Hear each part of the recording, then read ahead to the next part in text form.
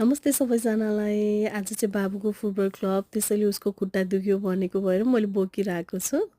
अनि आज चाहिँ हामीहरू बाहिर जाँदैछौँ। नाना र बाबु चाहिँ एकदमै रमाइरहेको थियो। उनीहरूको अहिले बिदा भइरहेको छ नि त। त्यही भएर अनि नानालाई चाहिँ पिङ्क कलर एकदम मनपर्ने। पिङ्क देखेर एकदम एक्साइटेड अनि केही एक्टिभिटिजहरू गऱ्यौँ हामीहरू पार्कमा बसेर। अनि त्यसपछि चाहिँ मैले घरबाटै प्याक लन्चहरू लगेर गएको थिएँ नि त। अनि त्यही चाहिँ खाँदैछ उनीहरू अहिले चाहिँ। अनि बाबुलाई चाहिँ मोमो एकदम मनपर्छ। अनि नानालाई चाहिँ ठिकै लाग्छ। उसलाई त्यस्तो मन चाहिँ पर्दैन तर दियो भने खाना चाहिँ खाने तर बाबुले चाहिँ अझै धेरै मन पराउने।